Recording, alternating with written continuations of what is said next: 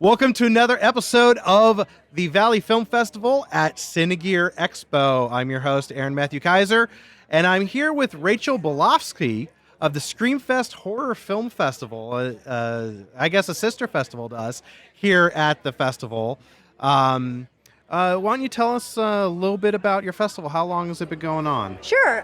We are going on our 22nd year, so we began in October 2001. I know you guys were in August. I remember when you were 818 in 2001. And we're 818 again this year. It's fantastic. I love that. Yes, so we both were in infancy in the same year during crazy times.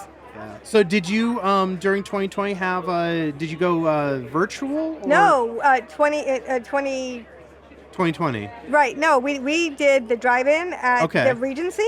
Okay. And then you guys followed right after that, so that was great. Okay. But yeah, the first opening night, we did it in Malibu at Calamigos Ranch. Okay. And that was like the big opening, because we couldn't do, obviously, the gala as we normally would. Right. So we were so restricted, too. Yeah, so being up in Malibu was, at least for the opening, kind of had that feel. You had the mountains, the sunset, we had a bar and food.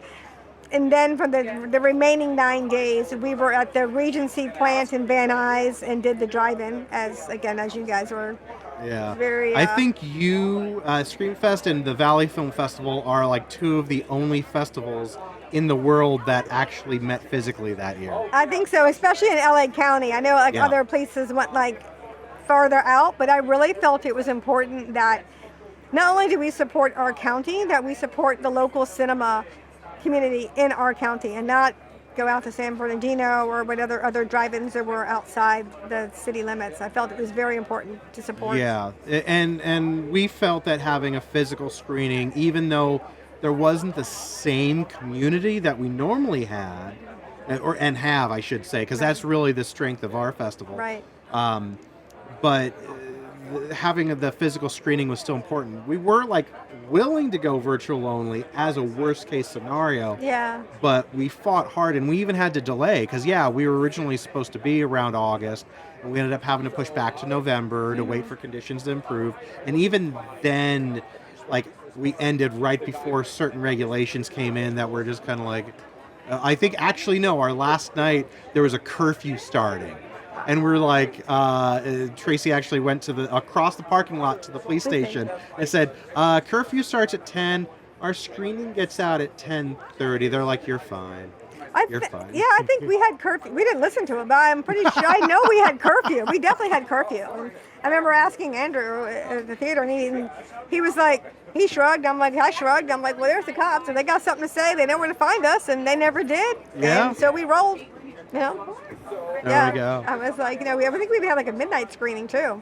But so, being a genre festival, so obviously we're not. There's obviously certain things we take, there's certain things we like to take, but we take everything. We'll have one that's a drama, and then another that's an action film, another that's a sci-fi, another that's a foreign.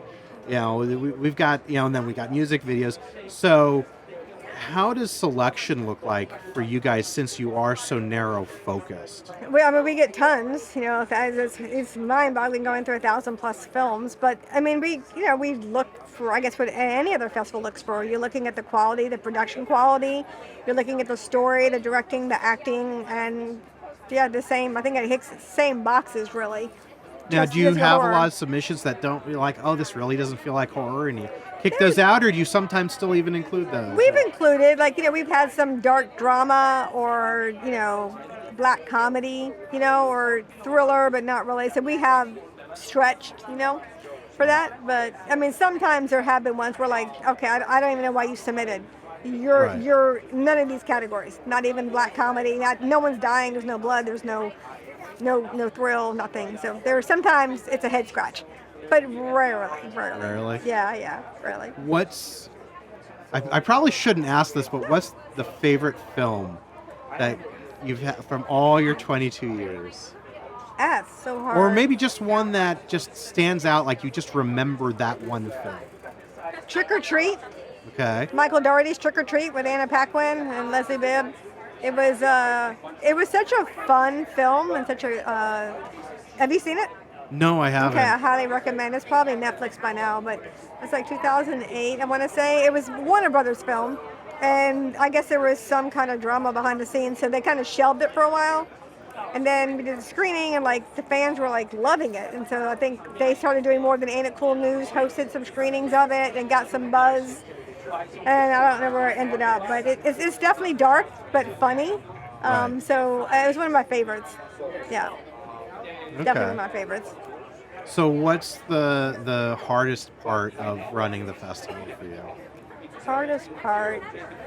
Oh, that's a good question. I think the hardest part maybe is like I guess rejecting people.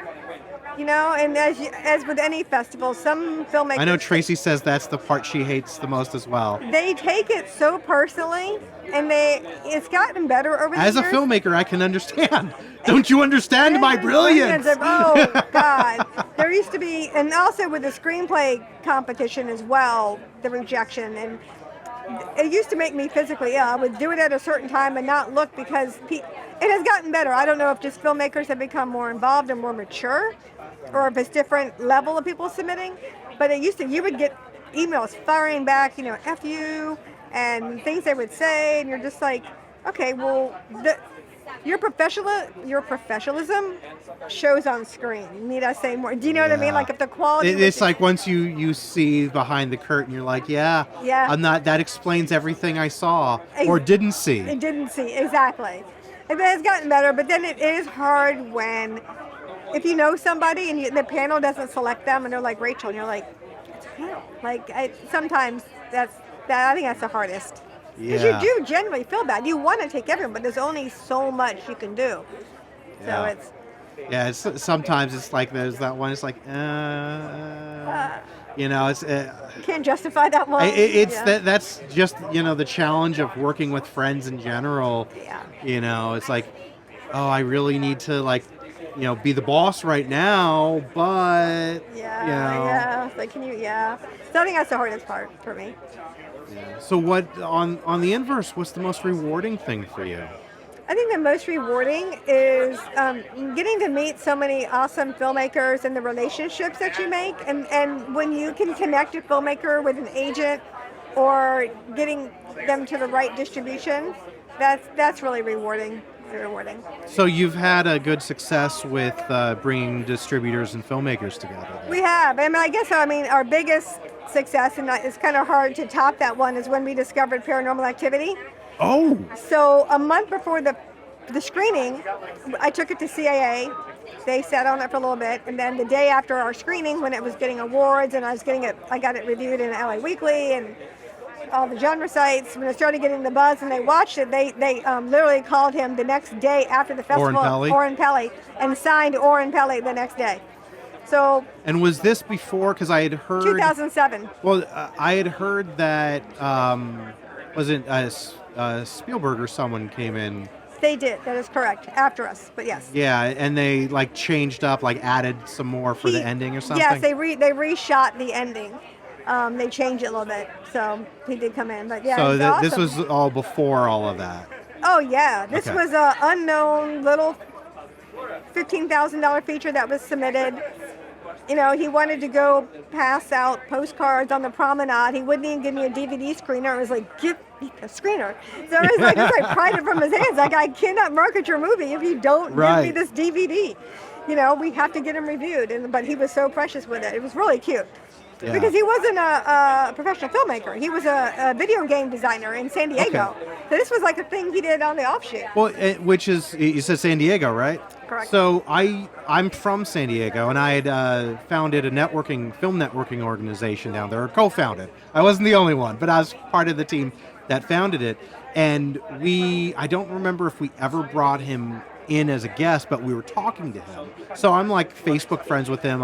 We talked a couple of times back then. I've never met him in person, but that actually explains why we were trying to get him in, because there was the San Diego connection of him being from there. Yeah. He was a super nice guy. So I'm glad that it really worked out for him. And so I guess that's our biggest success. And it's like lightning in a bottle. So it's sort of like you're talking about something like so long ago, but like how you top that. Yeah. Come on now. Yeah. Everything pales in comparison. Yeah, I think I want to echo with the work we do with the Valley Film Festival. It's the feedback we get from people because we make them feel like family. We're not like we hear that there's these festivals that never communicate, that like are unclear, and like my job with VFF is I'm the filmmaker coordinator, so I want to take communication with the filmmakers off of Tracy's hands as much as possible because I can take care of all the low hanging fruit. And I'm like, oh, you need an email that says this, this, and this. Okay, I'll sit down and write it and I organize it. And they're always commenting like, you guys are like, you tell me what I need to know. You're very upfront. We created a filmmaker agreement that they have to sign because we wanted, first of all, we needed them to know what we expected from them so that we could avoid, we've had a couple of issues in the past and this avoids it. It's like, hey, if you do this and that, we're going to take you out of competition. Right. And now we've kind of got that legal basis to do that. So, but also we wanted to let them know that we're not just expecting stuff from you, we're contributing as well. And this is what you can expect from us. And then now they can't say that we promised them something we didn't. We can go, this is, but then also there's an expectation that now we have to deliver what we do say. And we're going to support them the way that we're going to support them. And we're going to provide the screening the way, So there's, it's been a positive thing. We haven't had anyone be negative. In fact, they love the fact that we're like, yeah, this is a very fair document. And it's written clear language. It's not legalese, and it's just very clear. It's like, this is what we expect from you, and this is our pledge to you in return. Nice. I like that. And it's been really great. We've worked it into the workflow right before we get the DCP. It also has the deadline, so they know when they got to have a DCP, why they need to have a DCP, and that it has to be a DCP. So when they come to us later and say, can you do the Blu-ray? No, we can't. It has to be a DCP. We have something, we don't have an actual agreement, but we have a whole back-end portal that they get a login, they log into that has all that kind of stuff. That's what we need to develop. Yeah. I actually want to get us that this year, Yeah. like a members, area that they actually log into, and then it even has like status of stuff. We can update it. Yep, things to know, things you got to do, uploading your DCP, all that kind of stuff written in. Because as you know, it's like wrangling cats sometimes, and they don't they don't read. And there's always one or two filmmakers that you can't get a hold of, or there's some issue with the DCP, and they're supposed to be working with the house to fix it, but you still want to make sure they're communicating properly, and you got to follow up like, hey, have you talked to them? What's going on with your DCP? Exactly. And you read in the portal where you checked off the box that you cannot make a home burn DCP, that it has to be professional and compliant based upon the specs of this projector and what have you, the system at the theater, and then everything's laid out. But yes, so yeah, I feel you. So what are you looking for here at Cine? Are you just looking to connect with new filmmakers that don't know about you? Yeah, connecting with new filmmakers that don't know about Screamfest, looking at different cameras and different things we can offer our filmmakers and things like that. And as well, we produce as well, so looking at the different equipment and stuff. So obviously, when filmmakers submit to you, there needs to be a good quality product. But, we both know it takes more than that, because we just talked about some of the issues that, we sometimes have, wrangling cats. Yes. So what would you say makes an ideal filmmaker for your festival? An ideal filmmaker for the festival will be one that is excited to be there, which most of them are, but that is really understanding that it is a partnership. Yes. Sometimes filmmakers have this idea that, oh, I'm in a festival, so I'm going to lay back and the world's going to come to me. And it's like, it doesn't work that way. We're a filmmaker who's excited to help promote their screening. As our job as a festival, as you know, is to promote the festival as a whole. Yes. Now we do partner reaching out to different organizations. If something is a foreign film, we might try to find something that's French or whatever to market to that demographic and really help that screening. But it is definitely also having a filmmaker that knows how to promote themselves and reaching out and helping promote their screening. So that is the ideal filmmaker. That is one is that wants to work and make their screening successful and work with us in making that happen. And I'm sure you must find that too. Some people just feel like It's exactly that. I mean, without saying names, I remember a few years ago we had some filmmakers that had a decent film, but at the start of the festival week, they had the fewest tickets to their screening. But they showed up because that was the year that thankfully we had a filmmaker lounge that was open the entire time. And so anytime people weren't at the theater, they came down and they would get some drinks and they would network, and they attended every single one. They got to know every single filmmaker, and they said, "When's your screening? I want to go support it." And they went to everyone's single screening, and they then went to theirs, and they had a packed house.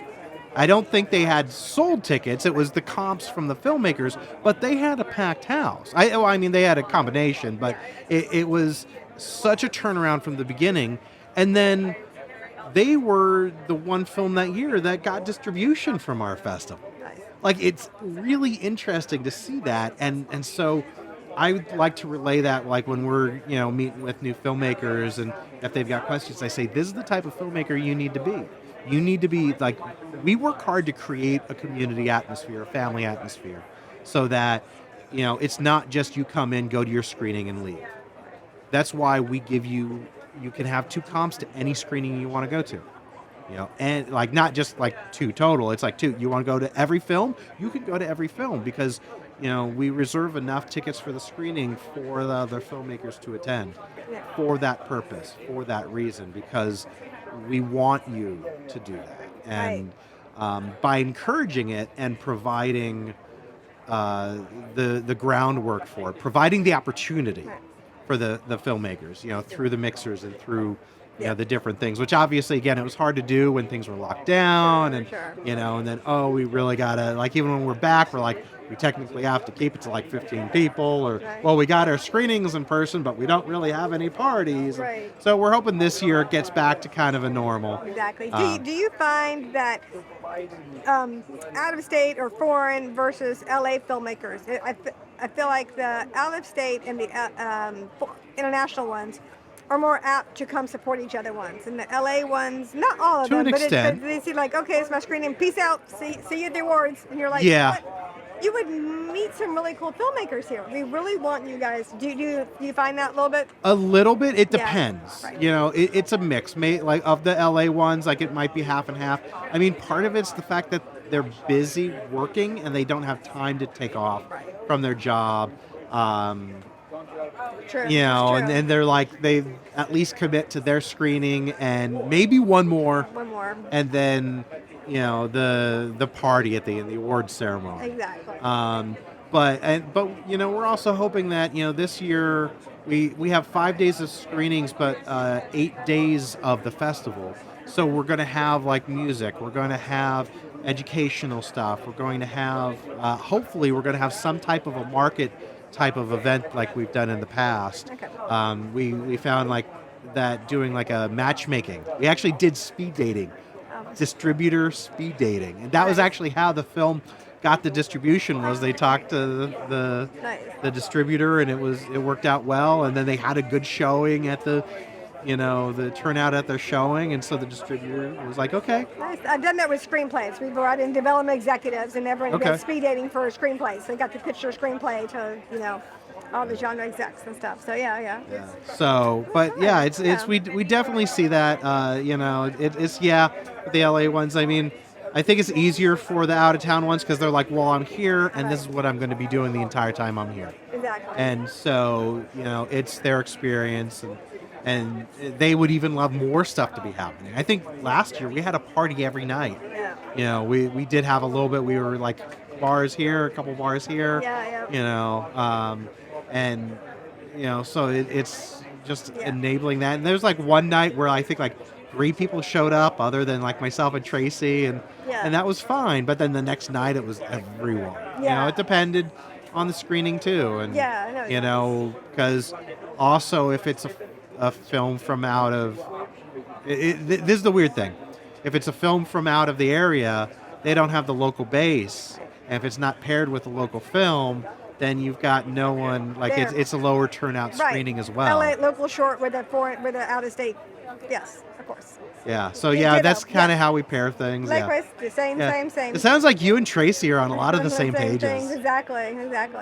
And last year, we started putting the shorts after the features Okay. because I'm sure you've noticed when you have an LA local short and an out of town feature, there could be this mass exodus. We haven't noticed that as We much. have. Usually people stay for both because We've had usually they want to be there for the Q&A. right. So, but I mean, it still, makes sense to do something like that. Right, so we do it now at the end, so there is no mass. Not everyone does it, but we've had Right. before, and so we're like, okay, this is how this is going to solve. And then you will introduce your short after the screening of the feature film when we're bringing everybody up, because we want to make sure everyone stays and that kind of thing. So Yeah. Well, I think Because, that's kind of one of the ways that we we prevent it is the house lights don't come up. There's not a Q&A in between. They're together. Oh, And no, we don't bring the house lights up. They just did it. they still just left. They just did it. No, Yeah. no, it's like, nope. Okay, I know how to fix this now. So you go. So where does Screamfest go from here? We screened the TCL Chinese. Is that what you mean? Where you mean our venue? No, I mean Oh. that's an important thing to know as Yeah. well. Being at the Chinese theater is pretty nice. Yeah, it's pretty I awesome, love yeah. that theater. Yeah. I don't go as much anymore now that I've got AMC A-list, but Yeah, likewise, me either. I like my AMC A-list. but it's my favorite screen in LA. Yeah. It's like I think the largest. It's one of the best screens in the country, It's pretty good. if not the world. Yeah. But no, do you have ideas on is it going to shift in the future, grow, or are you just going to keep kind of doing what you're doing? Yeah, I think we always look at different opportunities and things and how we can better serve our community and serving our filmmakers. So we're working on some stuff. And we have our YouTube channel where we host about 100 of our past short films that have screened in the past couple of decades and Okay. that kind of thing, and just getting them more out there and more exposure. And we've had where we've funded a few shorts for the YouTube channel from our filmmakers to do stuff. Okay. So just as a way to That's kind an interesting perspective, Yeah, thought. Yeah, I yeah. think we've strayed away from that Yeah. because we didn't want to blur the line between being the festival and a distributor. But It's a short film. We're not Yeah. doing feature. It's a short Right. film, so Yeah. no one cares. Yeah. So we still wanted to just kind of make sure there wasn't like a pay for play type of thing there. Oh but, no. Like the short that that we did for YouTube is strictly for YouTube. Right. And if we did screen it at the festival, it would be not in competition. It could not be in competition Right. because we are funding it. Well, even there's still stuff that I want to be submitting my stuff to VFF, but with my position now, You could. I know it won't be in competition. Right. of Maybe course. I'll be up for an audience award. I don't know. Yeah, but yeah. even then, I'm probably like, no, I just would be happy to have it screened. Right. you know? Right. Yeah. But it's like one of those sacrifices you make when you step up and you take a position that needs to be filled. And Sure. Yeah. what this is less for filmmakers submitting to Screamfest, but for like up and coming filmmakers that are maybe working on their first short or something like that. What's the biggest piece of advice that you can give them? That's a good one. I think my biggest piece of advice would be before you shoot your film, I would say go on YouTube and look at some of the quality of some of the other short films out there. I don't just mean on our channel, but throughout, right? To kind of get a sense of what's out there and making sure that you have the best cinematographer and the best sound and all to make sure all your production value is going to be there, that it's going to be a solid thing before you, if your plan is to go the festival route, to try to seek out and go to other festivals, go in person and see some other short films in the genre, whatever. If you're doing comedy, go to a comedy festival, just to kind of get a sense of what's out there and what your quote unquote competition is before you start that endeavor. Do your homework. Okay. What would be your advice? Oh, for a new filmmaker. Oh man, I ask this all the time, and no one has turned it around on me. Well done. Have someone like when you're starting at the script stage, have someone other than your mom read it. Of Amen. course, your mom's going to love it. Yes. I used to, I do things a little differently now, but I used to do things where I'd write a short script and I sent it to like 5 people. One was my mom, who would actually give me good notes. Like, there's always encouragement, but there were some good notes there. She was able to see things, and it was more asking questions, like, why did this person do this? But then I had another person who always just caught my typos and a couple of grammatical things, which I'm usually pretty good on. And he happened to catch the like 3 on the page that I didn't self catch, or something. And then I had another person that every single script was the best thing since sliced bread. There was never anything wrong with it. And I was kind of like, at first I was a little annoyed, but I was like, as long as I'm not only relying on her, I had to make sure that I had that advice in perspective. But I was like, okay, I still need my cheerleader too. Yeah. And then I had another person who would talk about, like character and structure and plot with me, and and kind of like go into certain deep dives, and each person had a different perspective. Yeah. And that's why like having table reads is a good thing. Amen. Especially when I wrote my first feature, and I sat down and I had like 30 people there. Half were on stage because there were a lot of characters, but half were just in the audience. And I purposely filled it with people who were other writers, some people who were actors, and then some people, like my dad, who, and then a few others that weren't in the industry at all, because I wanted a broad perspective. And, and I told people there's no wrong thing. I'll make notes. Like, I'm not going to argue against you. Like, the time to say, no, you're wrong is not now. There are a few times where if I was like, well, you're not quite understanding, like, maybe I'll clarify it and see if that changes what you think.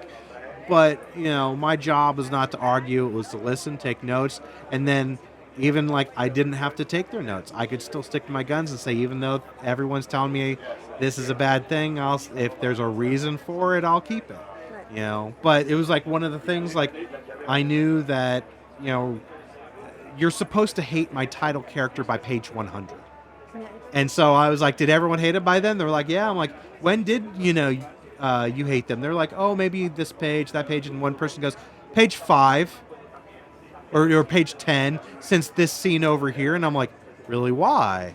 And then so I had to, like, there was a reason why that character was like that, but then I had to soften the character in that scene. Right. And it was actually a process where I had to soften the character a lot more until you get to a point where he's pushed to the point where you hate him.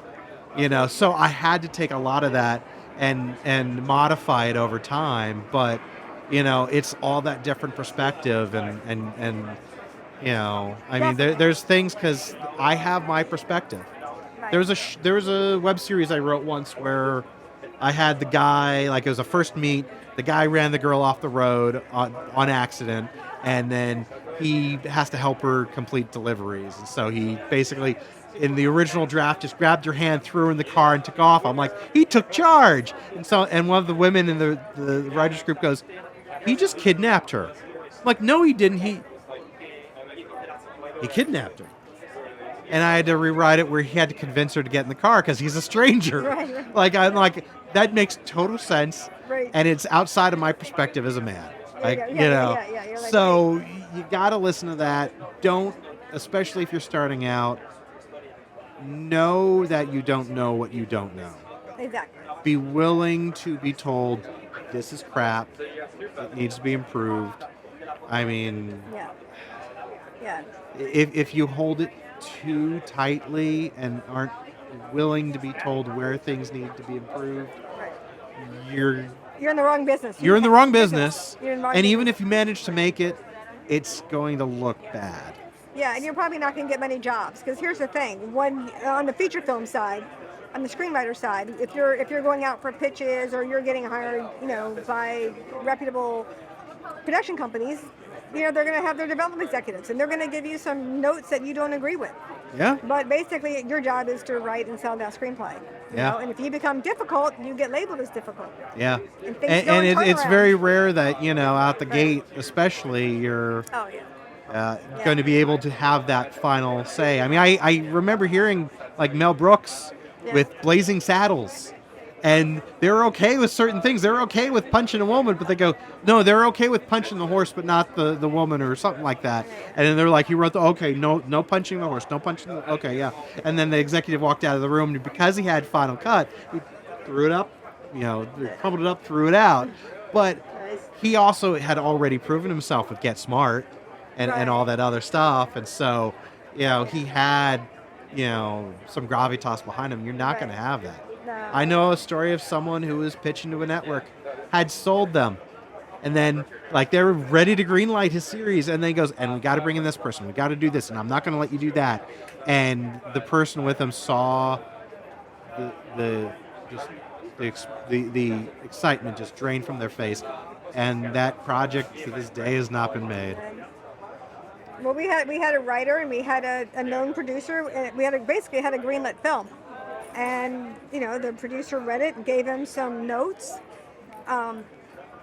Less than 24 hours, like by that night, he had emailed all the changes, which is impossible to do.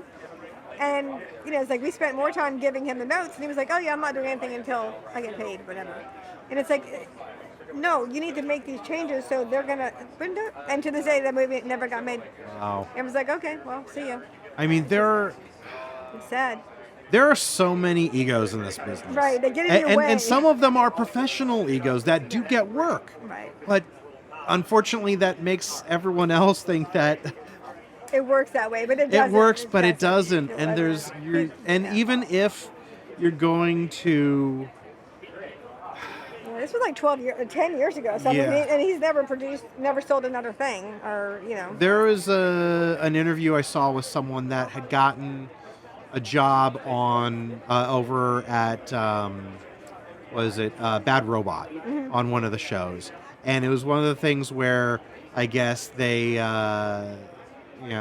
they came in and they got hired by JJ from a spec, but the other writers were not wanting anyone else to be brought in, and it was one of those things where JJ would come in, they'd be nice to his face, and then he'd leave, and they'd basically try and sabotage him and do their own thing. And they just had this really bad attitude. And then he said that years later, as he advanced in his career, in his writing career, that he looked them up and like none of them were in the industry anymore. And two of them had gotten fired from two other shows. It's like, when you got an ego and it's not in check and it's not, you're willing to collaborate, and because when you're on a show, it's like you're at summer camp. Yeah, and you keep that same pattern. Like it was funny that same writer. It had a number of years later, a colleague of mine started venting about this writer. Oh my God, I'm doing this project, and he's just venting about blah blah blah. And the situation he was describing to me, I was like, what's that guy's name? I was like, is his name blah, blah, blah? He's like, how did you know that? And I was like, let me tell you a story. But it was like a good 6 years difference between the two times. But it was, you just sabotage yourself. And yeah. So writers definitely, you have to be open to take in the criticism. Not every note is going to be accurate. Correct. But you have to be able to take a step back. If you're getting offended or you're getting, offended, set it down, walk away, come back 24 hours later after you've been able to digest it. So, that's one of the challenges for me on my feature was that when I would share it with peers and colleagues, everyone loved it. Yeah. But then my sales agent would send it out to companies for financing or distribution, and he's a newer, like more niche guy, and so he doesn't have a lot of the upper level connections, but he knows the companies, and so he's having to go through like the readers, and the readers are all rejecting it. And I was like, okay, I disagree with these readers because they're all like, it's not formula, it's not save the cat, like there's some cardinal sin I've broken, which is not a rule. Like whatever they said it is, it's not a rule. But they all are hating on it. I'm like, okay, I have to at least identify why I'm getting such resistance. And is there anything I can do without sacrificing my vision to massage that? And even like I sat down with someone that was trying to help me solve it, and I disagreed with what he said. He's like, oh, you need to take this entire time period out. I'm like, No, because what happens there is important, and I can't move that event to one of these other things because it kind of needs to happen then. Like it's a pivotal in this kid growing up, and and it's just as important as this other thing happening, if not more so, because it reinforces what's happened to him. So, but I was like, you know what? I can take this element out, the small element that I was always a little uneasy about anyway, and honestly will be a big budget issue to Yeah. create an entire field of wheat and then in various stages of rot. And then I can take this little piece out here and I can move this over here to this other time frame. And I'm like, okay, so theoretically it now flows smoother so it's not as abrupt for the time changes, but also increases character motivations on things happening Yeah. and tweaks them a little bit in ways that I liked. And so I was like, okay, so I started working on that rewrite, There you go. and it was I did not want to budge. I thought what I had already written was perfect, and I was digging my heels in because I'm like, I've already written X amount of drafts, and then I was like, you know what? Okay, I'm gonna take this feedback because I want the film made Right. more than I want to be right. Right. Makes sense. Yeah. Yep. So more writers should do that. Anyway, this has been a great conversation, Oh, so lovely. Thank you, Francie. and good luck. When is your festival again? October 11th through the 20th at the TCL Chinese. And All good. right. And you guys are. We are August 1st through 8th, I love it. 818. I love it. and we are at the Lemley in North Hollywood. Great theater. Hope to see each other at each other's festivals. Yes, absolutely.